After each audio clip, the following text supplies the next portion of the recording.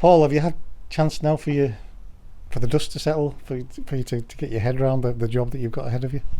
Yeah, without a doubt. I think on Friday before the game, I knew what sort of job it was going to be. And I said this last week.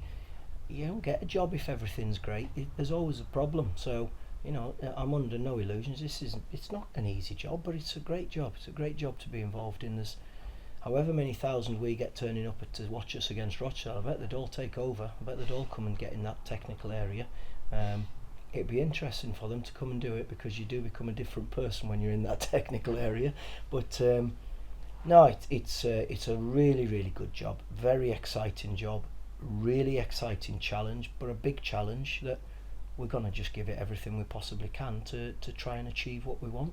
And when you're watching the fans and the way they react to the goal and then the way they react to the final whistle, that is a reminder, isn't it, of what this club is when it's together? Oh, of course it is, yeah, yeah. To see those numbers travelling down there to London, and I know we have a strong London branch as well, or we did have. I'm presuming they're still very strong, but we'll have a lot of people travelling down from Cumbria to go and watch us, and that is brilliant. It lifts everybody when you see that, and then obviously to score a goal that early on.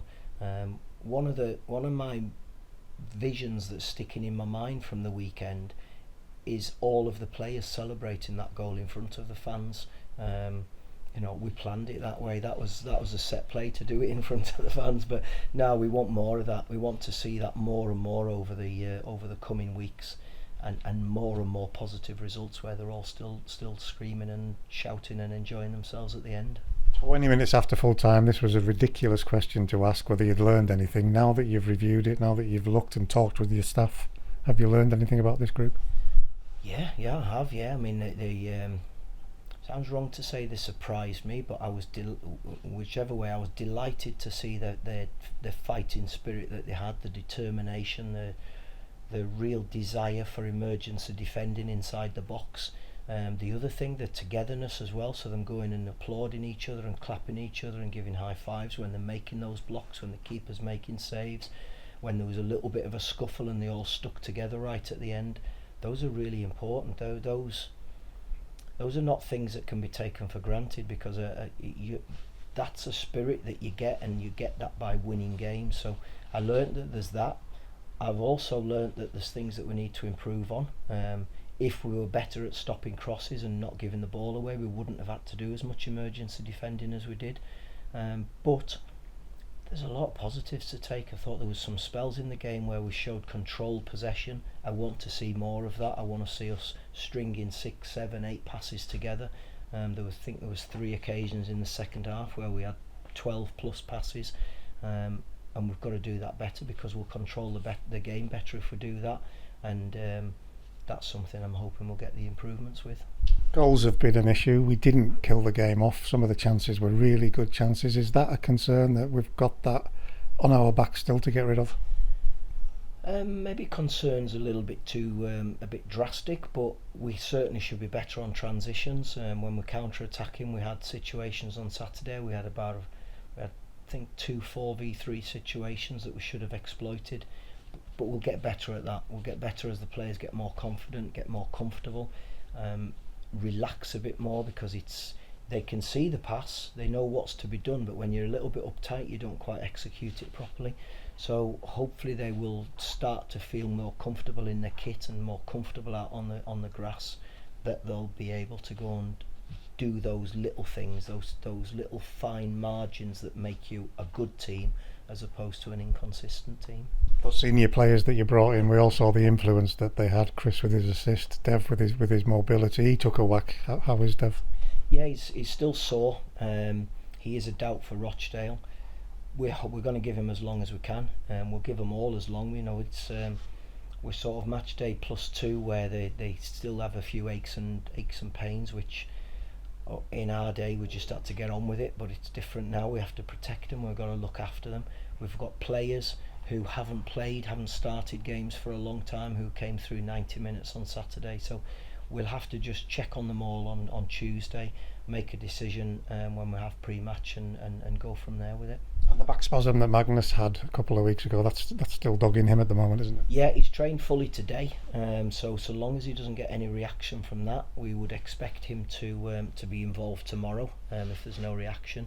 And then on the other injured players, I'm going to have to read this out, so I'll make sure I've got it right.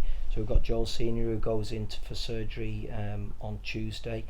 Rod and Brennan Dickinson were out on the grass running today, so we're going to build them up, and hopefully they will join us again either the end of this week to train or next week. This weekend will be too early for them, I think, but they are starting to come back into it.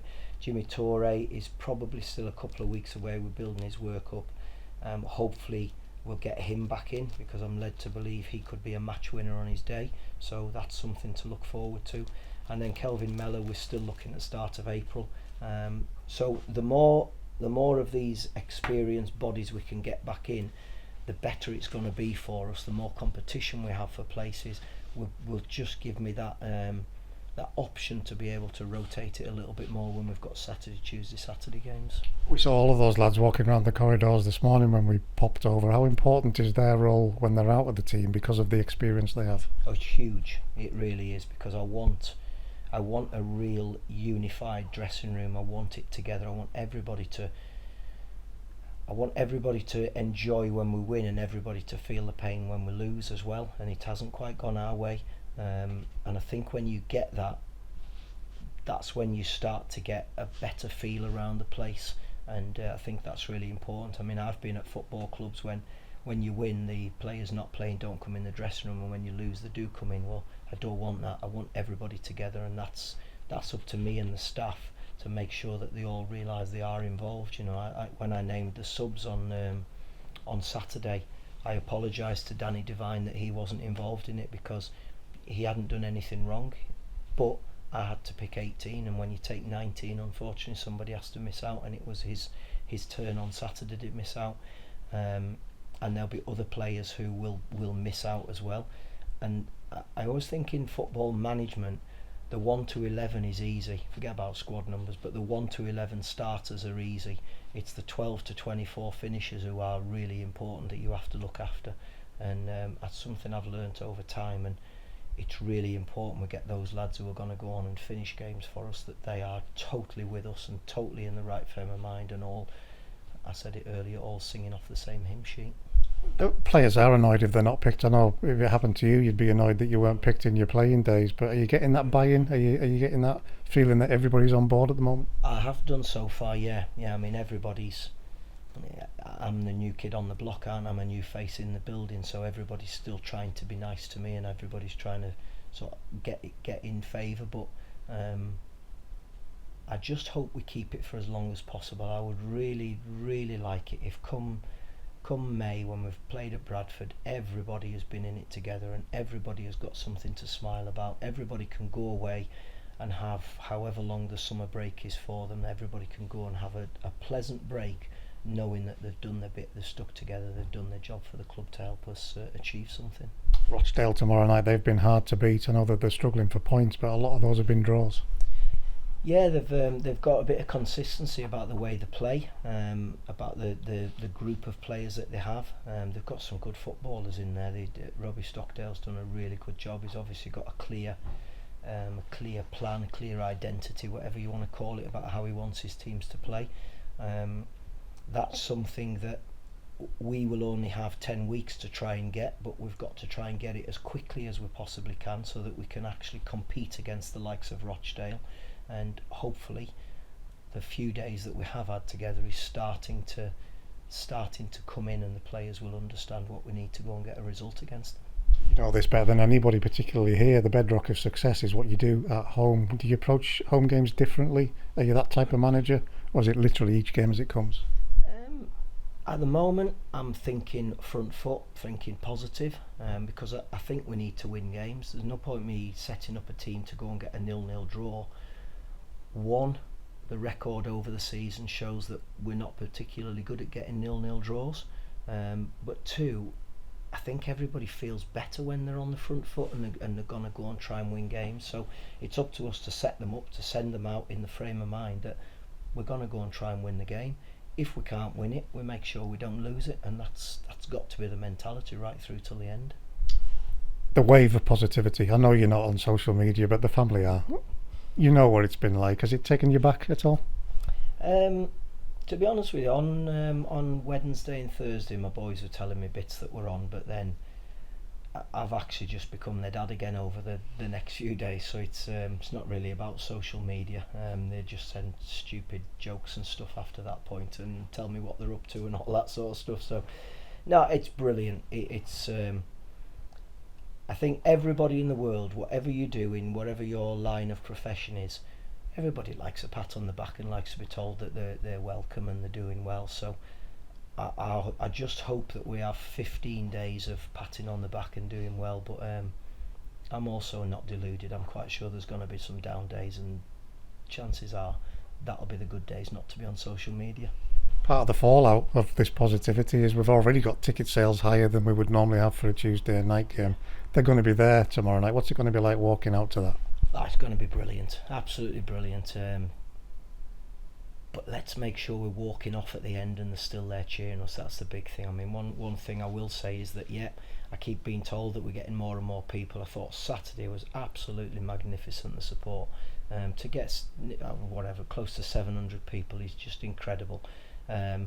So let's make sure at 7:45 we've got them all in. So the big thing is, get yourself a ticket, get organised if you are coming to the game, get here early, because maybe the turnstiles can't deal with any latecomers, and let's hope that we have everybody in the ground at 7:45 making a noise, ready for the players to go and do what they can do to make sure the noise levels stay and maybe even increase as we go through the 90 odd minutes.